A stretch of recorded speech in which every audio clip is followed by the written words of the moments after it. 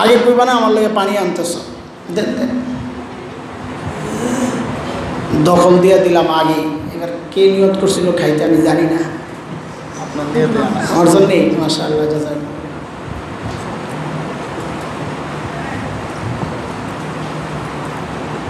বোতল আনায় রাখেন, পিসাবেরও লাগতে পারে।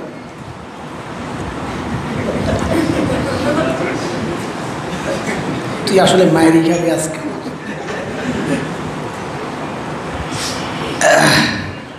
খেয়াল করেন, এখন যদি কেউ বলে না আমার রাহবার লাগবে না, স্লিপ দিছেন না, আরে গাধা তুই তো স্লিপ পড়তে পারস না, তোর স্লিপ দিয়ে কি লাভ, তোর তো রাহবার লাগবে। বলে কোরআন হাদিস থাকতে আমি পীরের পিছনে চলবো কেন? বলে গাধা, কোরআন হাদিস তুই তো জানোসই না, তো তোর তো একজনের পিছনে চলা লাগবে। যে তোর সামনে সামনে হাঁটতেছে, আমার জিজ্ঞাসা সে কি জমিনের নিচে দিয়া যাচ্ছে না আসমানের উপর দিয়া যাচ্ছে, না যেইটা কাগজে লেখা আছে ওই রাস্তা দিয়েই যাচ্ছে? হক্কানি পীর তো সে যে কোরআন হাদিসে সিরাতে মুস্তাকিম জান্নাতের যে রাস্তা লেখা আছে, হক্কানি পীর তো তোমাকে ওই রাস্তা দিয়েই জায়গা মতো পৌঁছায়া দিবে। যদি কেউ ওই কাগজের লেখার নুরানি নুরানি নুরানি এলো যে শিক্ষা নুরানি নুরানি নুরানি ভয়ে আমল নামা নিয়ে দাঁড়াইতে হবে, ওই ভয়ে গুনাহ ছেড়ে দিছি, এইটা যদি হইতো তো আল্লাহ বলতেছে না হারে বান্দা, যদি এইরকম হয় তা আমি ওয়াদা করতেছি তোর একমাত্র ঠিকানা জান্নাত। وأما من خاف مقام ربه ونهى النفس عن الهوى فإن الجنة هي المأوى। আল্লাহর ভয়ে যারা গুনাহ ছেড়ে দেয়, আল্লাহ বলেন তাদের একমাত্র ঠিকানা জান্নাত। ছোট্ট একটা গল্প শোনাই আপনাদেরকে। গল্প ভাই, গল্প বয়ানের টাইম লস করার জন্য না, টাইম নাই হাতে, বুঝানোর জন্যে। গল্প দিয়া বয়ান সাজাই না, চেষ্টা করি কোরআন দিয়া বয়ান সাজাইতে, বুঝানোর জন্যে গল্প ঢুকাই, তাও একান্ত চেষ্টা করি না ঢুকানোর জন্যে। শুনে, ইমামে শাফিঈ রহমতুল্লাহ আলাইহির নাম শুনেছেন?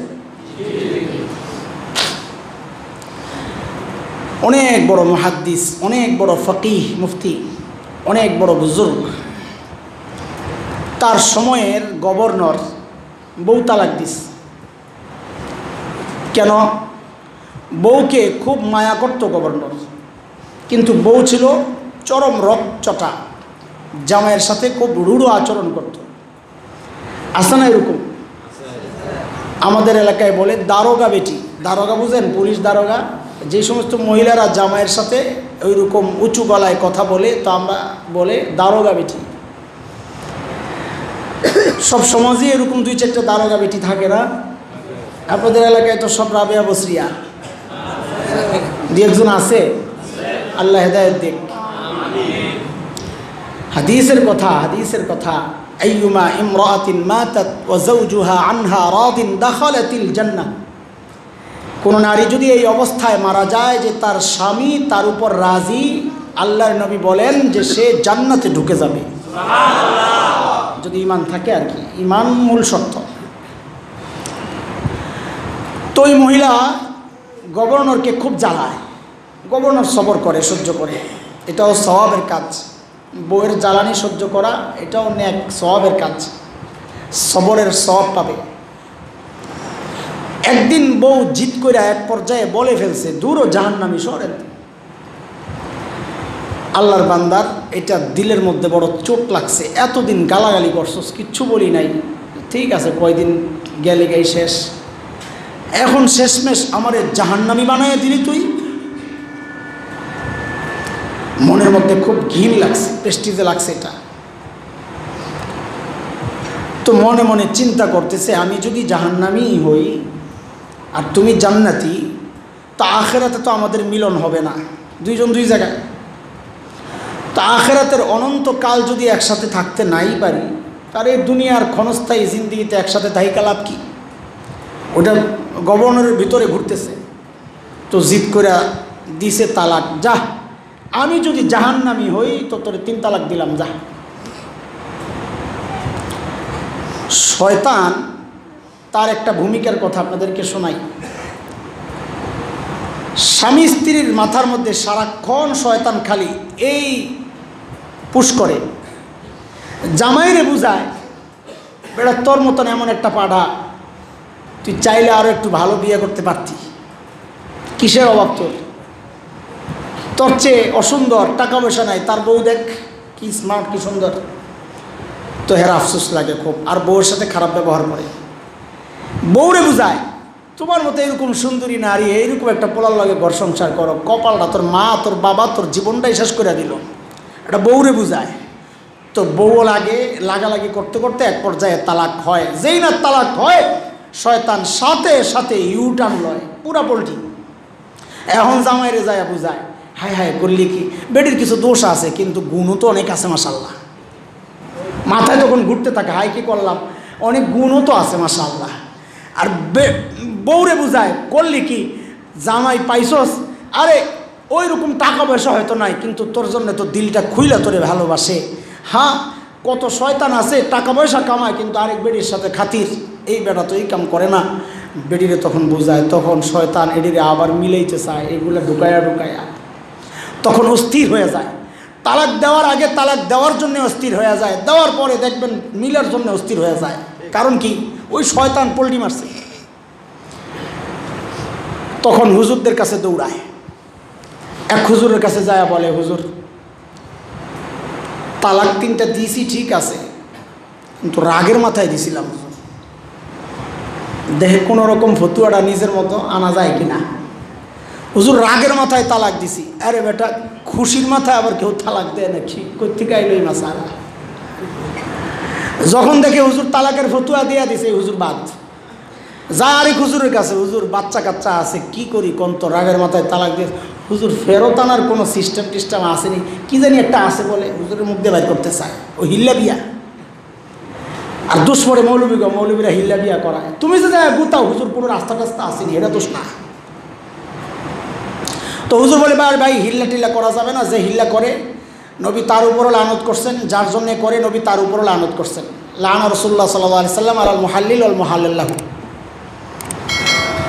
আমি পারুম না ভাই। তো এখন কি করা, বউ তো তালাক হয়ে গেছে। তো এক ভাই এসে বুঝায়, আরে এই মাযহাব মাইনা বিপদেই পড়া লাগে, তুমি এক কাম করো, বংশাল যাও, বড় হুজুর আছে সহি আকিদার, কি সহি আকিদার হুজুর আছে, বংশাল যাও। তো বংশাল গেছে। তো আমাদের আহলে হাদিস ভাইদের মাসআলা একসাথে দিলে হবে না, একটাই হবে। তো উনি শুই না বলছে যে না, 3 তালাক হয় নাই, এখনও সুযোগ আছে, বউ বিয়া একসাথে থাকতে পারো, রুজু করতে পারো, তালাক একটা হয়েছে। তো বাড়িতে আসছে, কয় না বংশালের হুজুর বলছে তালাক হয় নাই। আরে হুজুর তো আহলে হাদিস, আজকের থেকে আমিও আহলে হাদিস। আপনারা মনে করছেন বানায়া বলতেছি, আরে আমার মহল্লার ঘটনা শোনাইতেছি আপনাদেরকে। এগুলো কোত্থেকে হয়েছে? ওই যে শয়তান তালাক দেওয়ার আগে একটা চেহারা ছিল, তালাক দেওয়ার পর চেহারা পুরা ঘুরে গেছে। এখন গুনার মধ্যে লাগাইতে হবে। লা হাওলা ওয়ালা কুওয়াতা ইল্লা বিল্লাহ। কোনো পক্ষকে তাচ্ছিল্য করা আমার মাকসাদ না, আমাদের চরিত্র বলতেছে। তাদের মাসআলা, আহলে হাদিস ভাইদের মাসআলা তারা বয়ান করবেই, এটাই স্বাভাবিক। আমি চিন্তা করাইতেছি যে আমাদের চরিত্রটা কি, যে নিজের বউ টিকানোর জন্য আমরা মাঝে মধ্যে মাযহাবও ছেড়ে দিই। বুঝে আসছে কথা? আবার বলি না হুজুর আহলে হাদিস করে গাইলে হয়ে গেছে। আমরা গাইলেই না লোক না, বরং গালি খাওয়ার লোক। আলহামদুলিল্লাহ বহু গালি খাইছি, খায় আমার মাফও করে দিস, থাক ভাই তুইও আমারে মাফ করে দিস, কষ্ট পাইলে আমিও মাফ করে দিস। হাসরের জন্য কেউ কারোর জন্য আল্লাহর সামনে দাঁড়াইতে না হয়। তো ইমামে শাফিঈর কাছে এই খবর পড়ছে যে গভর্নর তো বড় বিপদে পড়ছে, বউ তালাক হয়েছে কি হয় নাই। কারণ সে বলেছে আমি যদি জাহান্নামী হই তাইলে বউ তালাক। এমন লোক জাহান্নামী না জান্নাতী আল্লাহ ছাড়া কে জানে। কাজেই তালাক হয়েছে কি হয় না তাও জানে কে? তো আমি কি করবো? মহন বউ রাখবো না জানে তো আল্লাহ। পড়ছেনি বিপদে। তো ইমামে শাফিঈ বলে না, আয় আমার কাছে আয়। মাসালায় ভেজাল লাগলে কার কাছে যাইতে হয়? কথা বলে না? আর কার কাছে? উলামায়ে কেরামের কাছে। তোমাদের ভেজাল আরও বাড়ে। এক মাসালায় পেঁচ লাগছে, দুদিন পরে শুনি আরও দুইটায় পেঁচ লাগছে। কেন? তুমি তো মাসালায় পেঁচ লাগলে আলেমের কাছে যাও না, তুমি যাও ফজিলাতুল শেখ আল্লামা মুফতি ইন্টারনেট লানাতুল্লাহি আলাইহির কাছে। পেঁচ তো বাড়বেই, পেঁচ কমবে না, জিন্দেগিতে কমবে না। ইমামে শাফিঈ রহমতুল্লাহি আলাইহির কাছে যখন যায় এই মাসআলা বলছে যে হুজুর আমি বলছি যদি আমি জাহান্নামী হই তো তুই 3 তালাক। এখন আমার বউ তালাক হয়েছে কি হয় না আমি তো বুঝতেছি না। তো ইমামে শাফিঈ বলেন আচ্ছা ঠিক আছে, মাসআলা আছে, অসুবিধা নেই। আপনি বলেন জীবনে আল্লাহর ভয়ে কোনোদিন গুনাহ ছাড়ছেন এমন কোনো ঘটনা কি মনে পড়ে? তো গভর্নর অনেকক্ষণ চিন্তা করে বলতেছে হ্যাঁ একটা ঘটনা আমার মনে পড়ে। আমি একদিন অফিস টাইম, যেই টাইমে সাধারণত আমি ঘরে ঢুকি না, হঠাৎ ঘরে ঢুকলাম। তো আমার ঘরের কাজের মেয়েটা বেশ সুন্দরী, সে আমার ঘর গুছাচ্ছিল, আমি নাই। আমি ঢুইকাই তারে দেখে আমার দিলের মধ্যে গুনার ইচ্ছা জাগছে। তখন আমি দরজাটা লাগাইয়া দিছি ওই ইচ্ছায়। মেয়েটা ছিল বুজুর্গ আল্লাহওয়ালা, সে আমার মতলব বুঝেই সাথে সাথে ডাক দিয়ে বললেন ইয়া মালিক ইত্তাকিল্লাহ, ও মালিক আল্লাহকে ভয় করো। কথা যখন দিল থেকে বের হয় তো এটা দিলে যায় ঢোকে। আমাদের ওয়াজ মাহফিলে কাজ হয় না কেন? কারণ কাজ হয় না, আমি তো খুঁজি কার গলা বেশি সুন্দর, কার গলা বেশি সুন্দর। তো গলা একটা অঙ্গ, অঙ্গ থেকে কথা বাইর হয়েছে তো আরেক অঙ্গ দিয়া ঢুইকা আরেক অঙ্গ দিয়া বাইর হয়, ভিতরে আর যায় না। আর কথা যখন দিল থেকে আসে তো ওই কথা একদম দিলের ভিতরে যায় গাঁথে। হ্যাঁ, আমার গলা যেমন তেমনই হোক, আমাদের ভাই হযরত মুফতি মুশতাকুন নবী হাফিজাহুল্লাহ, ওই বেটার গলা তো আরও ভাঙ্গা। হ্যাঁ, গলা তো আরও ভাঙ্গা, চেহারাও তার এত সুন্দর না, চলন সুই। কিন্তু সুবহানাল্লাহ, আল্লাহর বান্দা যখন কথা বলে একদম কলিজায় যায় লাগে। হ্যাঁ, কেন কেন? ওই যে দিল থেকে বলেন যে। তো মেয়ে যখন বলল ইয়া মালিক ইত্তাকিল্লাহ, ও মালিক আল্লাহকে ভয় করো, তো বলেন যে মেয়েটার কথা আমার দিলের মধ্যে যায় লাগছে। আমি সাথে সাথে দরজাটা খুলে দিছি, যা যা তুই বাইর হয়ে যা। বলে হযরত আমি চাইলেই ওই দিন গুনাহটা করতে পারতাম, আমার সামর্থ্য সাধ্য সুযোগ সব ছিল, কিন্তু আল্লাহকে ভয় করেছি, এই জন্য আমি করি নাই, ছেড়ে দিছি। তো ইমামে শাফিঈ বলেন তাইলে আপনার বউ তালাক হয় নাই? সুবহানাল্লাহ, বউ তালাক হয় নাই কেন? কারণ আপনি তো জান্নাতি, আপনি তো বলছেন আমি যদি জাহান্নামী হই তবুও তালাক। আপনি তো জাহান্নামী না, আপনি জান্নাতি। বলে আমি যে জান্নাতি সার্টিফিকেট আপনি কেমনে দিলেন? কারে গাদা, আমি কোত্থেকে দেবো? জান্নাতের মালিক যে আল্লাহ, সার্টিফিকেট দিছেন ওই আল্লাহ। কারণ আল্লাহ কোরআনে বলেছেন وَأَمَّا مَنْ خَافَ مَقَامَ رَبِّهِ وَنَهَى النَّفْسَ عَنِ الْهَوَى فَإِنَّ الْجَنَّةَ هِيَ الْمَأْوَى। যে ব্যক্তি আল্লাহর ভয়ে গুনাহ ছেড়ে দেয়, যে আল্লাহর সামনে আমাকে দাঁড়াইতে হবে, এই ভয়ে যদি কেউ গুনাহ ছেড়ে দেয় তো আল্লাহ স্বীকৃতি দিচ্ছেন তার একমাত্র ঠিকানা জান্নাত। তুমি তো আল্লাহর ভয়ে গুনাহ ছাড়ছো তো তুমি জান্নাতি, কাজী বউ তালাক হয় নাই। সুবহানাল্লাহ। 3টা বিষয় বললাম, যেভাবে চললে, যে রাস্তায় চললে গুনাহ ছেড়ে দেওয়া আমাদের জন্য সহজ হয়ে যাবে। সময় আছে আর একটু 5-10 মিনিট। হুজুর কায়না আস্তে আস্তে 9:30 বাজে বলছে মাশাআল্লাহ। হ্যাঁ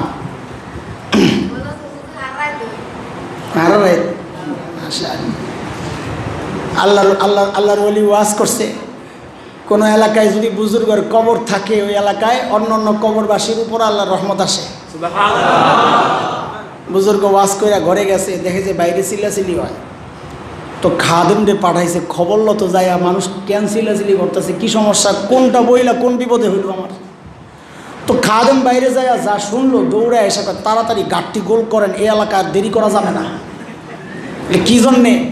বলে আপনি ওয়াজ করছেন বুজুর্গের কবর থাকলে আশেপাশের কবরওয়ালারাও রহমত পায়, তো এরা মনে মনে গবেষণা করতেছে, চিন্তা করতেছে আমাদের এলাকায় তো কোনো বুজুর্গ নাই, তা একটা কাজ কর হুজুর রে মাইরা কবর দিই। হুজুর মইরা যাক, আমার রহমত দরকার। সারা রাত বয়ান শুনি, হুজুর মইরা যাক। গাধা।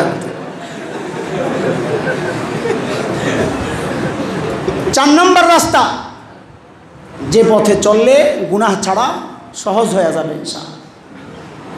বলেন আমাকে, জবাব দেন। এই যে বসে আছেন, গুনাহ করতেছেন? এই জন্য আমরা মাহফিলে বলি কি, যে ভাই বয়ান ভালো লাগে নাই, চুপচাপ বসে থাকো। মজা লাগে নাই, বসে থাকো, তাও ফায়দা আছে। কেন? যতক্ষণ বসে আসো ওই টাইমটা তুমি গুনাহমুক্ত আসো, ফায়দা থেকে খালি না। তো এই যে বসে আছেন, গুনাহ করতেছেন? করতেছেন? কেন করেন না? পরিবেশ আপনাকে গুনাহ করতে দেয় না। এই পরিবেশ আপনাকে গুনাহ করতে দেয় না। এই যে গুনাহ থেকে বেঁচে আছেন, খুব কষ্টে আছেন নাকি? না সহজ? কি বুঝা গেল? নেককারদের সোহবতে থাকলেও গুনাহ ছাড়া সহজ হয়ে যায়। এটা হলো 4 নম্বর রাস্তা। আল্লাহ ওয়ালার সোহবতে যাও, বুজুর্গদের কাছে যাও, বেশি বেশি তাদের সাথে বসো, সময় দাও, তো ইনশাআল্লাহ গুনাহ ছেড়ে দেওয়া সহজ হয়ে যাবে ইনশাআল্লাহ। সহজভাবে বলি, একদম ভাইঙ্গা বলি কথাগুলা, মানে কারো কাছে যায় বাইয়াত হও, কারোর সাথে ইসলাহি সম্পর্ক করো, এগুলো বললে আবার অনেক ভাই কষ্ট পায়। এই পীর মুরিদি এগুলো কোত্থেকে আইলো? এই অভিযোগ কোরআন হাদিস থাকতে আমি পীরের কাছে যাবো কোন দুঃখে? এগুলো শিরক আর বিদআত। আরে ভাই, পীর কি তুমি আসলে চিনো নাই, এই জন্য তোমার মাথায় এশকাল আর আপত্তি। পীর কি চিনো, বুঝো পীর কি জিনিস। বাজারে ভেজাল মাল একজনই বিক্রি করছে, এখন ওই ভয়ে তুমি বাজার থেকে সদাই কিনা বন্ধ করে দিছো, এটা কি বুদ্ধিমানের কাজ? তুমি এক পীরকে শিরক করতে দেখছো আর বিদআত করতে দেখা এখন দুনিয়ার সব পীররে মুশরিক আর বিদআতি বানায়া দিবা, এটাও কি বুদ্ধিমানের কাজ? পীর কি জিনিস? তো শোনেন, হযরত আসার আগ পর্যন্ত আমি এটা বুঝাইতে থাকি, না ফাঁকে আরো কোনো কাজ আছে? আসা পর্যন্ত দূর থেকে একজন মুসাফির আসছে, এই মসজিদের ইমাম সাহেবের মেহমান। খুব ভালো করে বুঝেন উদাহরণটা, তাইলে মাথার ভিতরে অস্পষ্টতা দূর হয়ে যাবে। আমরা গোজামিল দিয়ে আপনাদেরকে কোনো কিছু বুঝাইতে চাই না, কোরআন হাদিস মতোই আপনি কথাটা শুনেন। খালি তো আমাদের বিরুদ্ধে অভিযোগ, আমরা বলে খালি কিসসা বলি, খালি। আচ্ছা তুমি বলো তো ভাই, এই যে আজকে মজলিসে বসছো, 1.5 ঘন্টা বয়ান হয়েছে, কয়টা কিসসা বলছি আর কয়টা আয়াত পড়ছি? বলো তো, কয়টা কিসসা বলছি আর কয়টা আয়াত পড়ছি আর কয়টা হাদিস পড়ছি? কেন আমাদের বিরুদ্ধে তহমত লাগাও? হ্যাঁ, তো এক মুসাফির আসছে, ইমাম সাহেবের মেহমান, আইসা মসজিদের মধ্যে মুয়াজ্জিনরে পাইছে, পায়া বলতেছে যে আমি ইমাম সাহেবের বাসায় যাব। তো ইমাম সাহেব, মুয়াজ্জিন সাহেব কি করলেন? একটা ঠিকানা লেখা দিলেন, মাঝখান দিয়ে একটু ফাঁকা করে দেন, হযরত আসতেছে, হ্যাঁ একটু বসায়।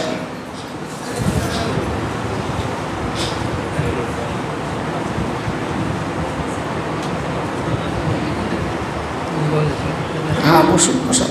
এই ফাঁকে একটু পানি খাওয়া এলাম আছে?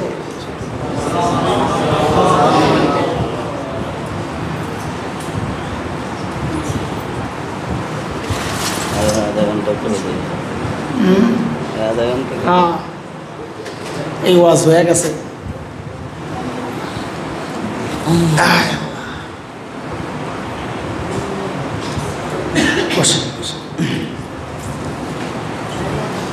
তো মুয়াজ্জিন সাহেব কি করছেন?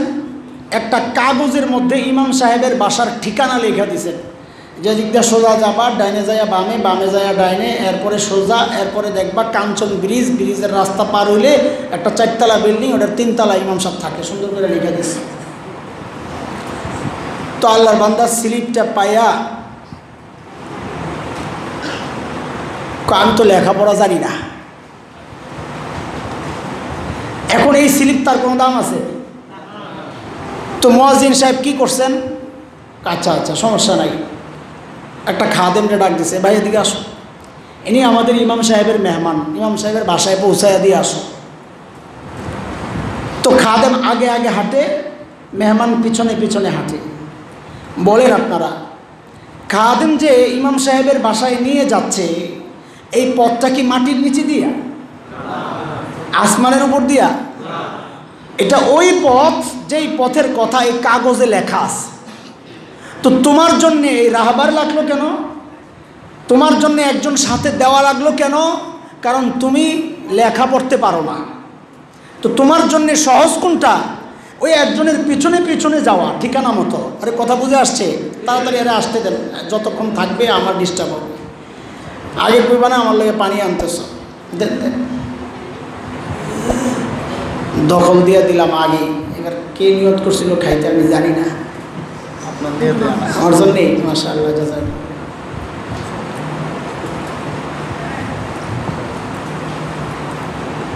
বোতল আনায় রাখেন, পিসাবেরও লাগতে পারে।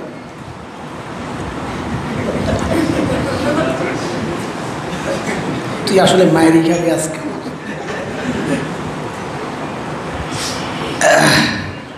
খেয়াল করে, এখন যদি কেউ বলে না আমার রাহবার লাগবে না, স্লিপ দিছেন না, আরে গাধা তুই তো স্লিপ পড়তে পারস না, তোর স্লিপ দিয়ে কি লাভ? তোর তো রাহবার লাগবে। বলে কোরআন হাদিস থাকতে আমি পীরের পিছনে চলবো কেন? বলে গাধা, কোরআন হাদিস তুই তো জানোসই না, তো তোর তো একজনের পিছনে চলা লাগবে। যে তোর সামনে সামনে হাঁটতেছে, আমার জিজ্ঞাসা সে কি জমিনের নিচে দিয়া যাচ্ছে না আসমানের উপর দিয়া যাচ্ছে, না যেইটা কাগজে লেখা আছে ওই রাস্তা দিয়েই যাচ্ছে? হক্কানি পীর তো সে যে কোরআন হাদিসে সিরাতে মুস্তাকিম জান্নাতের যে রাস্তা লেখা আছে, হক্কানি পীর তো তোমাকে ওই রাস্তা দিয়েই জায়গা মতো পৌঁছায়া দিবে। যদি কেউ ওই কাগজের লেখার বাইরে অন্য কোনো রাস্তা দিয়ে নিতে চায়, মন গড়া রাস্তা দিয়ে নিতে চায়, উল্টা রাস্তায় নিতে চায়, তো আমরা বলবো এটা ভণ্ড, তুমি তার কাছে যাইও না। এখন সমস্যা কি? সমস্যাটা কোন জায়গায়? সেই পীর দেখে এখন ভয় কেন পাইছে? ওই মুসাফির মসজিদে আইসা না জিজ্ঞেস করা ওই চিপার মধ্যে দুই পোলা দাঁড়ায়া দাঁড়ায়া শয়তানের লেঞ্জা টানে। কি টানে? সিগারেট নিয়ে শয়তানের লেঞ্জা? আরে সিগারেট আর কি, বিড়ি খায়, শয়তানের লেঞ্জা টানে ওই কোনায় দাঁড়ায়া দাঁড়ায়া। হে যাই এগোরে জিজ্ঞেস করছে, এরে ভাই ইমাম সাহেবের বাসা কোনটা? তেরা মনে মনে কয় মাশাআল্লাহ, না চাইতেই বৃষ্টি, আমরা তো অপেক্ষায় আপনার জন্যই আসি, আইয়ে না ইমাম সাহেব বাসায় লইয়া যাবো। আরেকটু চিপায় লইয়া গেছে, আসে আসে আরেকটু চিপায় নিয়ে এখন ছুরি ধরছে, কি আছে বাইর করে। আল্লাহ, কোন রাহবারের পিছনে আইলাম? সব দিয়া মেন রোডে আইসা কয় কানে ধরছি, জিন্দিগিতে কাউরে ঠিকানা জিজ্ঞেস করুন না। আরে মানে তোর মাথায় গন্ডগোল, তুই চিপার পোলা বান্ধে কেন ঠিকানা জিজ্ঞেস করছস? জাগা মতো এসে কেন ঠিকানা জিজ্ঞেস করস নাই? ডাকাতের কবলে পইরা এখন দুনিয়ার সব রাহবার তোমার কাছে ডাকাত হয়ে গেল। তুমি গেছো বড় পেটলা মৌলবী মোল্লা নামধারী ওই ভণ্ডের কাছে যে তোমার পকেট কাইটা রেখে দিছে। তুমি গেছো রশিওয়ালার কাছে যে তোমার গরু, চালের বস্তা, ডাইলের বস্তা সব রেখে দিছে। আইসে এগুলা সব খাওয়াই না পাবলিক, আমি আর কোনোদিন পীরের কাছে যাব না। তুই পীরের কাছে যাস নাই, তুই ছিনতাইকারী ডাকাতের কাছে গেছিস। হক্কানি পীর তো তোর পকেট কাটবে না, তোর দিলকে তৈরি করবে আখিরাতের জন্য। আল্লাহ ওয়ালার সোহবতে গেলে দিল চেঞ্জ হয়, পরীক্ষিত। হায় হায়, শিরকি কথাবার্তা। দিলের মালিক কে? তো আল্লাহ দিলের মালিক হইলে আল্লাহ ওয়ালার সোহবতে গেলে দিল চেঞ্জ হবে কেন? দিলের মালিক তো আল্লাহ। এইটা নিয়ে বুঝছেন শিরিক আপনি? হ্যাঁ, তো ছোট্ট একটা গল্প বইলে আমি শেষ করতেছি ভাই, কথা আর বাড়াবো না। আমি ভাই যেখানে যাই আমি আর কথা বাড়াই না, কারণ আমি চিন্তা করি ওনারা হইলেন জাতি ওয়াইজ। আমি যতক্ষণ সময় দিব আপনাদের যতটুকু ফায়দা হবে তার চেয়ে অনেক কম সময় দিলে আরও বেশি ফায়দা হবে, এটা আমার দিলের সাক্ষী, বিশ্বাস। তো এই জন্য ছেড়ে দিব। ছোট্ট একটা গল্প শোনাই, শেষ বয়ানের শেষ দিকে দুইটা গল্প শোনাইছি। আমার নানার বাড়িতে একটা তেঁতুল গাছ ছিল, তেঁতুল গাছ। ওই গাছের তেঁতুল ভারী মজা। বাল্লা তেঁতুল চিনেন না আপনারা? এলাকায় কী বলে? বাল্লা বলে। বাল্লা তেঁতুলের কিন্তু আলাদা টেস্ট। আর ওই তেঁতুলটা ছিল এই টক মিষ্টি, আলাদা একটা ফ্লেভার। তো নানার বাড়িতে গেলে আমরা কি করতাম, কলা পাতা কেটে ধুয়ে ওই কাঁচা পাকা তেঁতুল পাইরা কিচি কিচি কিচি করে কাটতাম। যখন কাটতাম তো সব ভিজে যেত। একটু ধইনা পাতা কাটতাম, কেটে একটা মরিচ পোড়া দিতাম। মরিচটারে এরকম মইথা ওই ধন্যবাদ আর তেঁতুল সহজন একটা এরকম মশা দিতাম রে ভাই, রস মস বাইরে আমার তেঁতুলেরও রস মুখেরও রস সব একাকার। আর যখন মুখে দিতাম তো কথাই নাই। আহা, জিব্বায় পানি আইসিনি আপনাকে? কারণ না আইলে তার চিকিৎসা দরকার। এইবার বুঝ, খামাকে আজের গল্প শোনাইতেছি তো করে। আরে ভাই, একটা তেঁতুল যার প্রাণ নাই, ওইটারে তোমার সামনে এরকম ঝুলাইলে তোমার জিব্বায় পানি আইসা যায়, আর তুমি বিশ্বাস করতে চাও না একটা প্রাণওয়ালা আল্লাহওয়ালা, খালি জেনতেন প্রাণ না, পবিত্র প্রাণ, নেক আমল আর ইলমের মাধ্যমে তার দিলকে আল্লাহ তাআলা নূরানি বানাইছেন। একটা তেঁতুলকে দেখলে জিব্বায় পানি আসে, তেঁতুলের কাছে বসলে জিব্বায় পানি আসে, আল্লাহওয়ালার কাছে গেলে দিলটা গইলা চোখ দিয়ে পানি আসবে না? তুই কেন বিশ্বাস করস না? এটাও কি শিরিক? তেঁতুল দেখলে জিব্বায় পানি আসে, এটাও কি শিরিক? তো এইটা শিরিক না হইলে আল্লাহওয়ালার সামনে গেলে দিল চেঞ্জ হয়, এটা বললে কেন শিরিক হয়? আসলে বুঝে না, বিরোধিতার জন্য বিরোধিতা করে। এই সমাজের কিছু মানুষ আছে খামাখাই বিরোধিতা করে।